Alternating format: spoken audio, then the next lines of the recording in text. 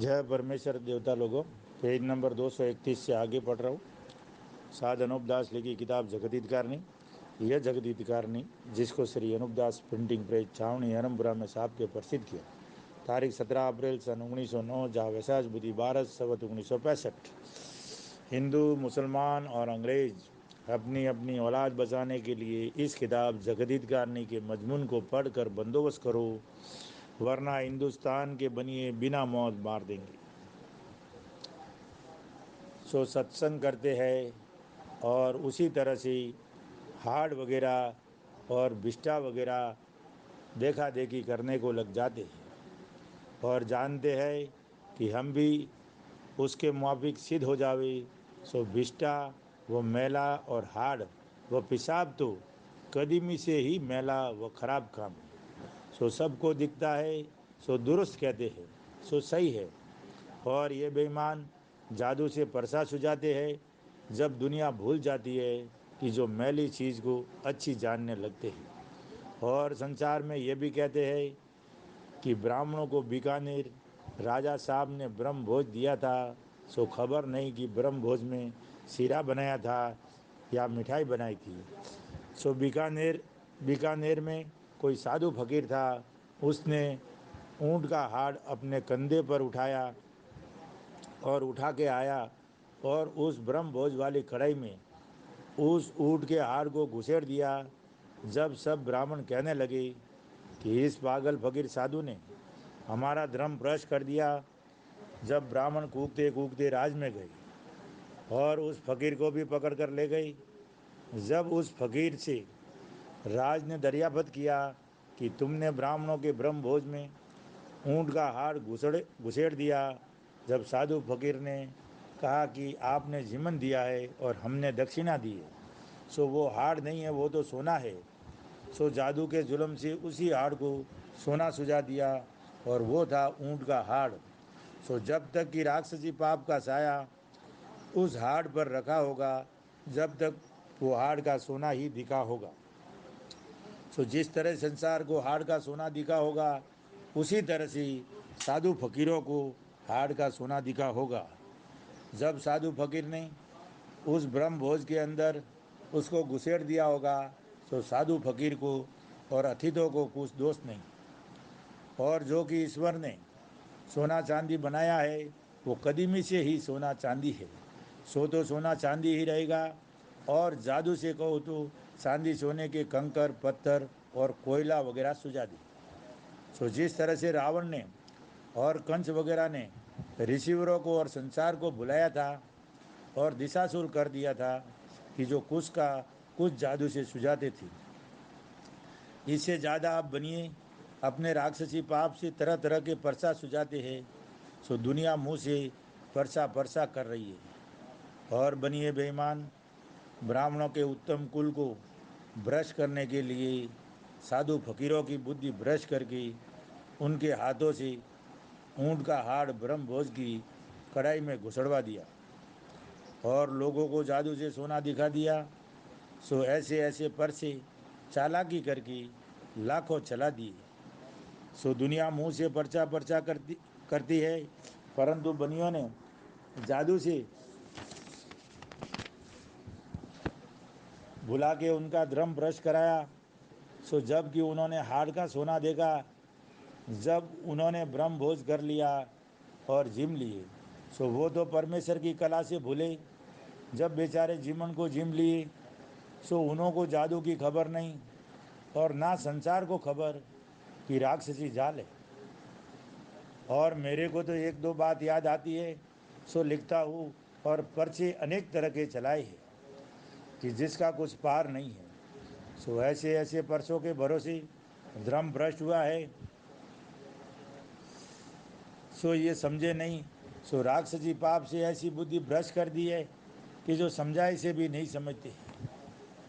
और जिस मुल्क में ऐसे परसे चलाए हैं और जादू से कुछ का कुछ सुझा देते हैं, सो जिस मुल्क में ऐसे ऐसे परचे हिंदुस्तान की हिंदू मुसलमानों को और दूसरे राजा बादशाहों को दिखा के बुला देते हैं और ये हिंदू मुसलमानों के धर्म ईमान को भ्रष्ट कर देते हैं और करामतों के भरोसे भुले हुए।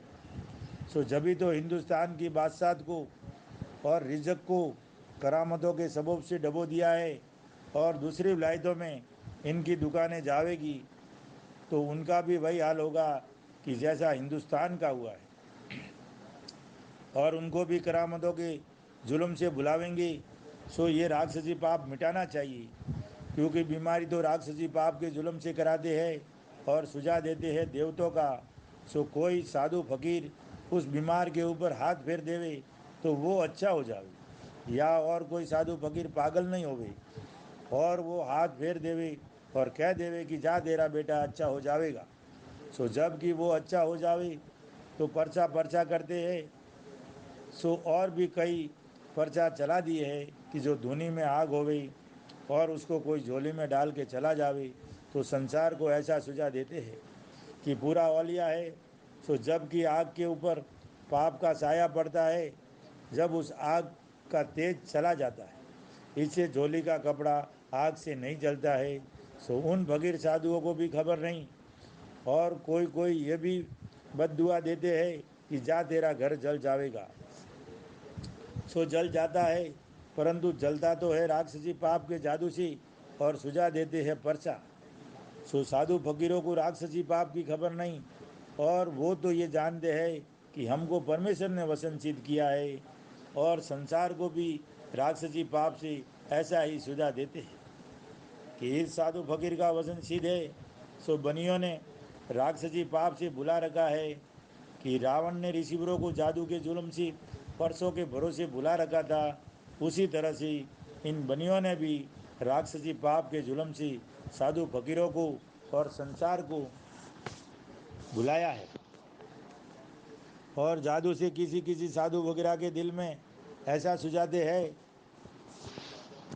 कि हम सिद्ध हो गए हैं और शेर बन जाते हैं, और संसार को भी ऐसा ही सुझा देते हैं कि जिससे संसार के लोग ये जानते हैं कि कोई कोई साधु शेर बन जाते हैं। सो ये करामती हो गया है और मालिक के घर में पहुंच गया है। सो देखो, यह शरीर किसी का भी नहीं पलटता है जब तक कि जिंदा रहता है, क्योंकि मालिक ने जिस तरह का बनाया है वैसा ही रहता है। सो संसार की और साधुओं की बुद्धि को ऐसी भ्रष्ट कर दी है जिससे वैसा ही सूझता है और सुझा देते हैं। और कई आग में परसों की चला दी है कि नामदेव जी महाराज द्वारका गए थे। सो द्वारका नाथ जी ने अपना मंदिर फेर के दर्शन दिए, और सवाईगीर बाबा ने घोड़ा चोर मस्जिद दौड़ाई और बादशाह से मुलाकात की। और ये कहते हैं कि रामापीर रणुजे में थे और सौसर खेलते थे। उस वक्त बनियों का जहाज समुंदर में डूबता था। सो रामापीर ने गाँव रणुजे से बाई लंबी करके डूबते हुए जहाज को पकड़ लिया। सो जहाज के पकते वक्त रामापीर के अंगरखे की बाई से समुंदर के झाग लगी।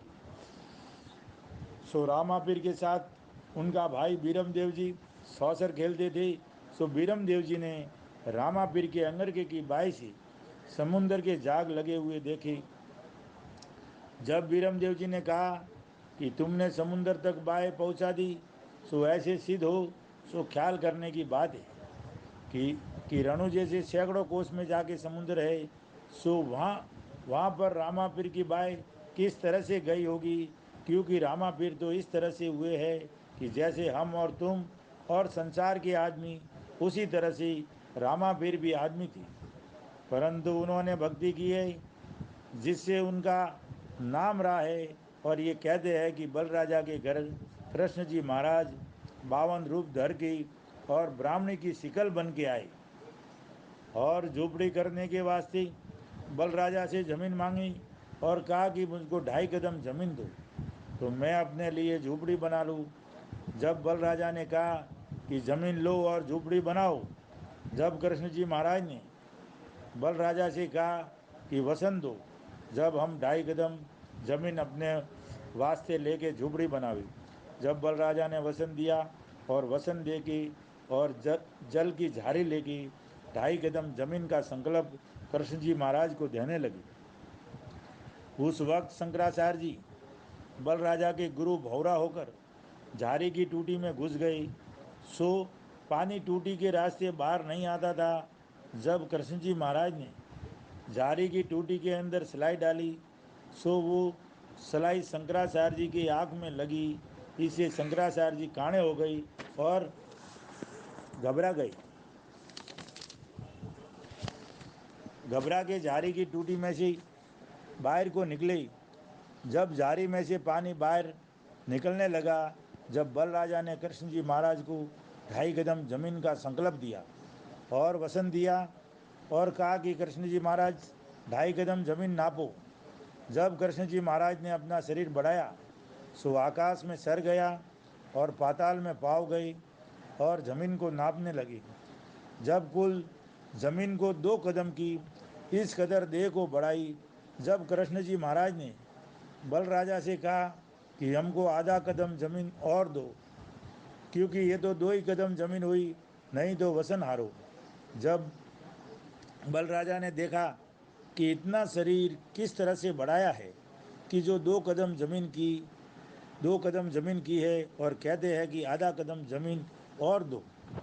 सो इस बात को देख के बल राजा बहुत घबराए कि अब ज़मीन तो और कहीं दिखती नहीं है, अब आधा कदम ज़मीन कहाँ से दूँ। जब बल राजा पर कृष्ण जी ने कोप किया और कहा कि आधा कदम ज़मीन और दो, नहीं तो वसन हार दो।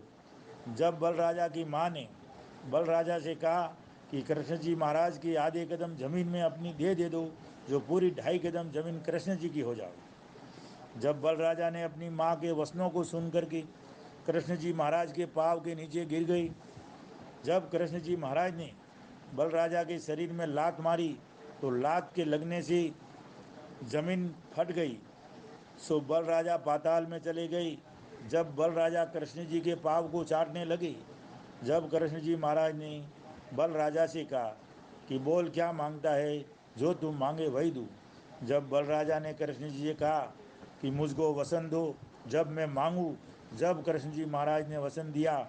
जब बल राजा ने कृष्ण जी से कहा कि तुम हमारे घर 12 मास रहो। जब कृष्ण जी ने कहा कि जो हम तुम्हारे घर पड़े रहेंगे, जब तो सब दुनिया मर जाएगी। जब बल राजा ने कहा कि तुम वसन हारो। जब कृष्ण जी ने कहा कि वसन तो नहीं हारूँ, मैं तुम्हारे घर पड़ा रहूँगा। जब कृष्ण जी महाराज बल राजा के घर पड़े रहे, सो संसार में बरसात होना बंद हो गया। जब दुनिया दुख पाने लगी, जब राधिका जी ने कुल संसार में कृष्ण जी की तलाश की, तो ढूंढते ढूंढते बल राजा के द्वारे मिले। जब बल राजा के हाथ में राधिका जी ने डोरा राखी बांधी और धर्म भाई बनाया और बल राजा से कहने लगी कि बल राजा जी हमको वसन दो। जब बल राजा ने राधिका जी से वसन कहा, राधिका जी से कहा कि वसन ही है, और वसन दिया, बोलो तुम क्या मांगते हो। जब राधिका जी ने बल राजा से कहा कि कृष्ण जी महाराज को हमारे घर भेजो। जब बल राजा ने राधिका जी से कहा कि कृष्ण जी महाराज को तो हम नहीं भेजते, क्योंकि कृष्ण जी महाराज ने हमको हमारे घर रहने का वचन दिया है, इससे नहीं भेजते। जब राधिका जी ने कहा कि तुम नहीं भेजो वो ठीक है, परंतु कृष्ण जी महाराज तो परमेश्वर है। सो जब से कि तुम्हारे द्वारे आए, जब से कृष्ण जी महाराज ने संसार में बरसात नहीं होने दिया है, सो सारी सृष्टि दुनिया दुखी है। बरसात नहीं होने दिया है, सो सारी दुनिया दुखी है। सो सारी दुनिया बरसात बगैर मर जाएगी। सो तुम नहीं भेजो तो वचन हारो। जब बल राजा ने कहा कि तुम्हारे घर में 4 महीना कृष्ण जी को भेजूंगा और 8 महीना मेरे घर रहेंगी। जब राधिका जी 4 महीने का हुक्म लेगी और बल राजा से रुखसत होकर कृष्ण जी को लेके घर आए। जब 4 महीना संसार में बरसात होता है, परंतु पहले 12 मास बरसात होता था। सो कहते हैं कि कृष्ण जी महाराज वसनों में आए हैं, जिससे 8 महीना तो कृष्ण जी बल राजा के घर रहते हैं और 4 महीना राधिका जी के घर आते हैं। जब संसार में 4 महीना में होता है, और पहले सतयुग में 12 मास यानी 1 महीने में एक दफ़े अच्छी तरह से बरसात होता था और दूसरे महीने में फिर अच्छी तरह से, कि जिससे ज़मीन खुशक नहीं होने पाती थी, यानी महीने की महीने बरसात होती थी और ज़मीन तर रहती थी, जिसको लोग 12 मेघ कहते हैं। और इस ज़माने में तो मुश्किल से 4 महीना में बरसता है, वो भी जादू से थोड़ा बरसने देते हैं और पूरा नहीं बरसने देते हैं। और ऐसी बातों का किस्सा चला दिए है कि कृष्ण जी महाराज राजा बल के वसनों में आए, राजा बल के वसनों में आए हैं इस वास्ते, और महीना यानी 8 महीना नहीं बरसता। किस्सों से तो कुछ नहीं होता, ये तो संसार की बुद्धि जादू से भ्रष्ट कर दिए। इससे उनको ऐसा ही सूझता है और ये बनिए भी ऐसा ही ख्याल करते हैं कि इनको इतनी ही समझ है। इस वजह से ये जादू के जोर से थोड़ा महीना बरसने देते हैं। सो इस बात का बिखान बड़े बड़े पंडित लोग ही करते हैं और संसार के लोग भी करते हैं। और इस बात को ज़्यादा तो मैं क्या कहूँ कि पढ़े हुए राजा लोग भी कहते होंगे। और जब तक मुझको इन बनियों ने अपने राक्षसी अपने जादू से दुखी नहीं किया था, जब तक मैं भी यही जानता था कि कृष्ण जी महाराज ही संसार में बरसाते हैं। और 8 महीना कृष्ण जी बलराजा के घर रहते हैं, इससे 4 महीने में होता है ऐसा मैं भी जानता था। इसमें एक रत्ती की झूठ नहीं है। मेरा जीव भी यही गवाही देता था कि कृष्ण जी महाराज ही में बरसाते हैं और कृष्ण जी महाराज ही परमेश्वर है और घड़न भजन है और ज़मीन आसमान के घड़ने वाले हैं और रचना को रचने वाले हैं। ऐसा मैं भी जानता था और मेरे जीव में ऐसा ही सोचता था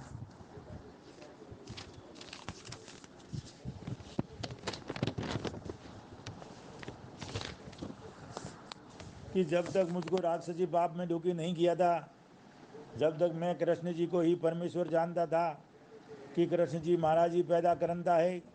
जब कोई हिंदू मुसलमान बुद्धिमान शख्स मुझसे कहता कि वो तो अपने मुआबिक आदमी था, तो मैं उनसे लड़ने को लग जाता और मैं कहता था कि कृष्ण जी महाराज तो घड़न भजन है। जब कोई बेचारा बुद्धिमान कहता कि वो बेचारा राजा था और उसने भक्ति की थी, इससे उसका नाम संसार में अमर रहा है, तो उससे मैं गुस्सा होकर लड़ पड़ता था और कहता था कि कृष्ण जी तो घड़न भजन है।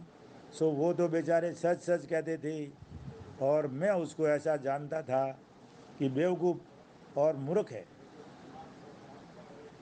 और संसार में इस कदर कृष्ण जी महाराज की शोभा करते हैं और कृष्ण जी तो घड़न भजन है। सो संसार में कृष्ण जी महाराज की झूठी बात थोड़ी ही करते हैं, परंतु वो थी सच्ची बात। सो सच्ची बात के कहने वालों को मैं मूर्ख जानता था, क्योंकि मैं राक्षसी पाप में कैद था और अंधे आदमी की तरह से था, जिससे मैं उन सच्चे आदमियों को मूर्ख कहता था। सो मैं यह किस्सों के सुनने की वजह से कहता था कि जो शख्स कृष्ण जी को संसार के मुआबिक आदमी कहे वो मूर्ख ही है। सो मैं मूर्ख उनसे ऐसा कहता था, क्योंकि इन बनियों ने रावण के मुआबिक राक्षसी जाल के किस्सा चलाए हैं जिसका कुछ पार नहीं है। परंतु संसार में ये कहते हैं कि जो भक्ति करता है उसको कृष्ण जी महाराज मिलते हैं, क्योंकि जिसको मिलते हैं उसके जीव का सब निस्तारा करते हैं कि जो भक्ति करता है उसको कृष्ण जी महाराज मिलते हैं। ऐसे ऐसे किस्सा सुन सुनकर मैं भी अंधा था और भजनों को सुनता था। तो वही बात और ब्राह्मणों के पास कृष्ण जी महाराज की बातें सुनता था, तो वो भी यही बात कहते थे। जब मैं जानता कि कृष्ण जी ही घड़न भजन है, सो मैं साधु तो हुआ परमेश्वर के वास्ते और परमेश्वर सोचते कृष्ण जी महाराज। सो मैं जंगल में कृष्ण के वास्ते रोता फिरता कि जो आंखों का पानी तक नहीं टूटता था और जंगल में रहता था और जंगल में ही सोता था और वनस्पति के फूल और फल वगैरह खाता था और कृष्ण को ढूंढता फिरता था, जिसमें 15 दिन और 20-20 दिन खाना भी नहीं खाता, भूखा पड़ा रहता और कहता कि मर जाऊँ तो भला से, परंतु कृष्ण जी महाराज के दर्शन हो, क्योंकि आगे बहुत से साधु हुए हैं, उनको दर्शन दिए हैं और उनकी मुरादें पूरी की है। इससे मेरी भी अबल का कृष्ण जी से मिलने की है। उस माया के वास्ते साधु नहीं हुआ, फक्त आपके दर्शन के वास्ते हुआ हूँ। सो ऐसी चाहना रहती थी कि कृष्ण जी महाराज मुझको मिले जब बचूँ, नहीं तो ये शरीर कृष्ण अर्पण है। और संसार के आदमियों को भी अपने पास नहीं आने देता और पहाड़ों में रहता, यानी पहाड़, आबू, आड़ावाड़ा और मालवे के भाकरों में और सिवाना के और जालोरी के भाकरों में भागता फिरता और आदमियों को नहीं मिलता था और ना उनको अपने पास आने देता। अगर मेरे पास आदमी आता तो मैं भाग के चला जाता और दबक जाता। सो संसार के लोगों से दरियापत करो तो वही लोग कह देंगे कि जिनको देख के मैं भागता था कि यह साधु वहाँ वहाँ भागता फिरता था और आदमियों से बात नहीं करता था और जंगल में ही हरता था। जब मुझको 15 या 20 दिन भूखे मरते और प्यासे मरते हो जाते और ये जानता कि अब मेरी जान निकल जाएगी।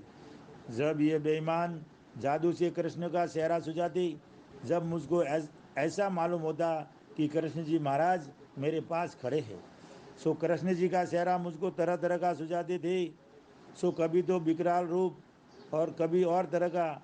सो जब कि विकराल रूप सुझाते थे तो किस तरह का सुझाते थे कि कृष्ण जी महाराज गाय का गोश्त अपने कंधे के ऊपर उठाए खड़े हैं और मेरे से ये दरियापत करते हैं कि तू इस जगह पर क्यों पड़ा है। सो जब कि मैं कृष्ण जी का स्वरूप ऐसा देखता तो कहता कि ऐसा अपराधी आदमी कौन खड़ा है गाय का गोश्त लिए, और मैं हिंदू हूँ। जब मैं उससे गुस्सा होकर कहता कि तुम चले जाओ, जब वो कहता कि तेरी जान तो निकलने को हुई है और तू भूखा प्यासा यहाँ क्यों पड़ा है। जब मैं ज़्यादा गुस्सा होकर यह कहता कि तुम चले जाओ, तुम हमारे पास क्या पूछते हो। जब फिर वो मुझसे पूछता कि तू तू क्यों पड़ा है। जब फिर मैं गुस्सा होकर कहता कि तू अपराधी क्या मुझको गाय का गोश्त देवेगा। सो ये चीज़ तो मुझ हिंदू के नज़दीक विष्ठा के बराबर है और मैं तो यूं ही पड़ा हूँ। तुम चले जाओ, तुमको क्या काम है। जब न मालूम कि गाय का गोश्त तो कहाँ आलोप हो गया, सो इन बनियों बेईमानों ने राक्षसी पाप कृष्ण जी के नाम का करा कि कृष्ण जी का सेहरा सुझा दिया। और इसी तरह से चार भुजा और मोर मुकुट और गोपियाँ वगैरह भी जादू सी उसी वक्त सुझा दी।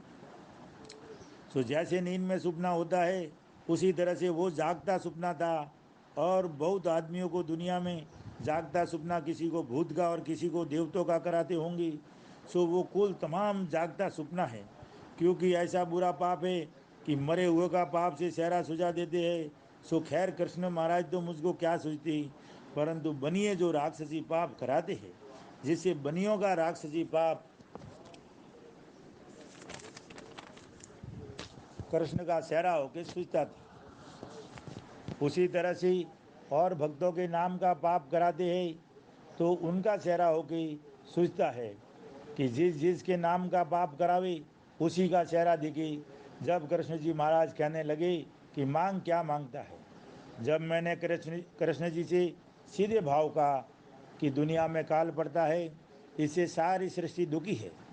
सो एक दो काल दुनिया में नहीं पड़े और दूसरा कच्ची उम्र में कोई नहीं मरे और तीसरा रोग चाला वगैरह सृष्टि में नहीं हुई और चौथा सज्जू की तरह से सब गरीबों अमीरों के पास दरब और माया हो गई और कोई भूखे नहीं मरी और सज्जू की तरह से अमन अमान रही और सज्जू की तरह से सबकी बुद्धि दुरुस्त रही और किसी में खार अखार नहीं रही।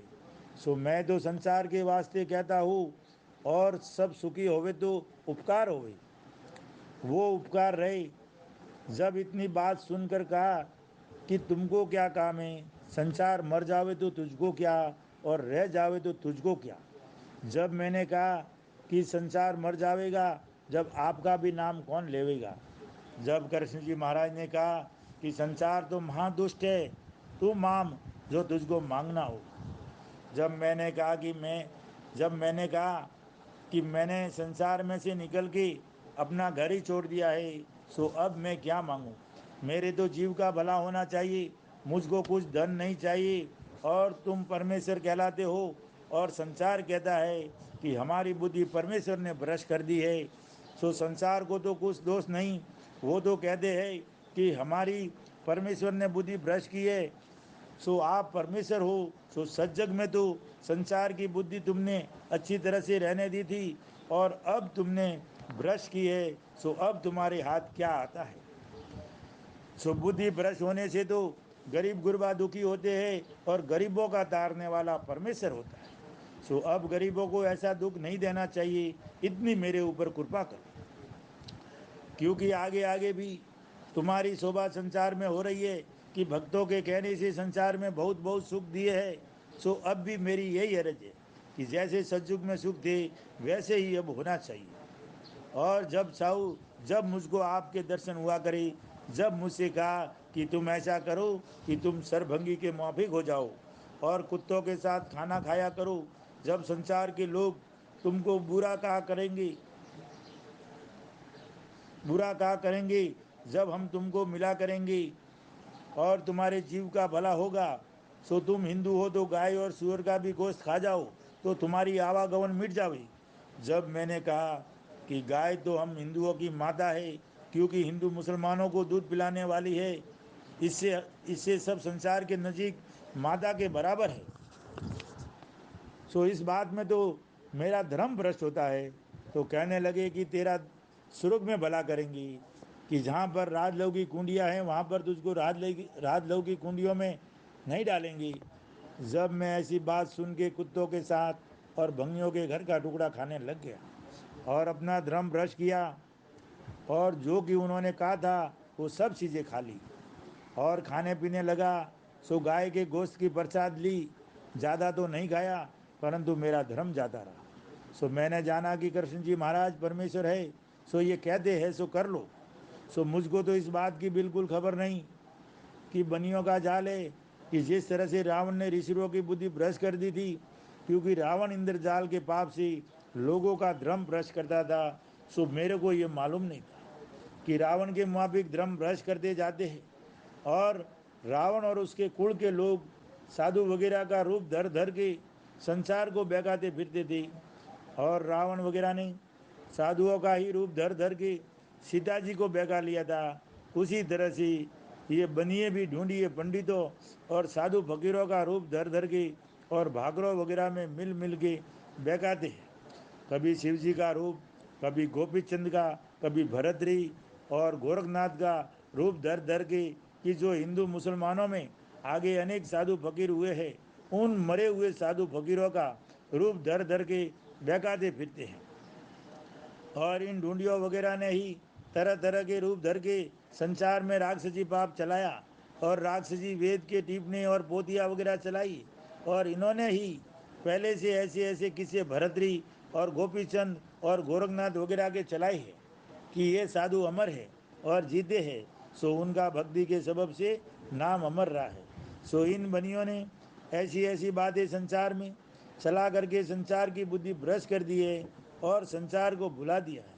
और कार बेलिया और सांप पकड़ने वालों की तरह से मरे हुए साधु फकीरों का रूप धर धर के पहाड़ों वगैरह में बहकाते फिरती है। इसी तरह से मुझको ये ढूंढिए वगैरह मिल मिल के बहकाते रही और कई तरह की आगम मुझको बताई, कोई काल पड़ने की और कोई रोग चाले की और कोई मरी पड़ने की आगम मरे हुए साधु फकीरों की सूरत में और रूप में होकर मुझको बताई। जब मैंने इन बनियों का जाल पकड़ा है और मरे हुओं का जागता सुपना जो कराते हैं वो तो और बात है, परंतु बातें तो मुझको खुद रूप तरह तरह के धर धर के बताई थी। और मरे हुए के सुपने कराने का तो मैं किताब में कई जगह लिख चुका हूँ। सो वो तो यह है कि पाप मरे हुए के नाम का करावे तो सुपना सूझ जाता है, और जो पाप छोड़ दिया तो सुपना नहीं सूझता है। सो इसकी मुझको बिल्कुल खबर नहीं थी। मैं तो ये जानता था कि कृष्ण जी महाराज है। सो मुझको ये खबर नहीं कि कृष्ण जी महाराज के नाम का जागता सुपना किया है, कि जैसे नींद में सुपना करते करते हैं जैसा ये जागता सुपना किया है। जब मैं कृष्ण जी के कहने से सब चीज़ें खाने लगा तो मुझको जादू से बावला कर दिया। सो कृष्ण जी तो नहीं था तो जादू का फैल। सो जादू से कृष्ण जी का स्वरूप सुझा दिया, क्योंकि कृष्ण जी तो मर गए और जो उन्होंने भक्ति की है तो उनका नाम अमर रहा है, क्योंकि वो भी अपने मुआबिक और संसार के मुआबिक आदमी थे। सो जब मुझको जादू के जुल्म से बावला किया तो ऐसा किया कि कुछ कही नहीं जावे, और माई भाई और आदमी आपस में सुख दुख की बातें या कमाने खाने की बातें करती, और जो मैं गाँव जाता और उनकी बातें सुनता तो उनकी बातें मुझको उल्टी मालूम होती और कानों से उल्टी सुनाई देती कि ये मुझको गालियाँ देते हैं कि जो आपस में बातें करते थे वो मुझको जादू के जुल्म से ऐसी सजा देते हैं कि ये मुझको डाकी और भूत कहते हैं। जब ऐसे जागते सपने किए, जब मैं सोचा कि कृष्ण जी महाराज और कोई भी अमर तो नहीं है, फिर ये जंजाल क्या है और मैं पागल कैसे हो गया हूँ। मालिक के नाम से तो 32 लक्षण आते हैं और बुद्धि ठिकाने रहती है, फिर मैं पागल के मुआबिक कैसे हो गया। ऐसे ऐसे जाल तो जागते सपने मेरे को जादू से इन बनियों ने दिखाए। जब मैं वाकिफ हुआ और ढूंढिए लोग बैरूप के मुआबिक साधु फकीरों का रूप तरह तरह का धर धर के मेरे को बहकाती कि अब के काल पड़ेगा या मरे पड़ेगी और हजारों तरह के विघन बतलाते। जब मैंने मालूम किया कि ये तो रावण की तरह से जाल है, जब मैं इन बनियों के जाल से वाकिफ हुआ कि रावण की औलाद में से भी ऐसे ऐसे साधु फकीरों का रूप धर धर के ऋषियों को और संसार को बहकाते थे, बल्कि ये ढूंढिए जीते जागते मिलते थे, ये कोई सपना नहीं है। यहाँ तक तो ये बातें मुझको जादू से सुझा दी, क्योंकि जादू से मुझको बावला कर दिया था, जिससे ऐसा सूझने लगा था। सो जो कोई गरीब बातें भी करे तो ऐसा ही मालूम होता था कि जैसे गाली देवे।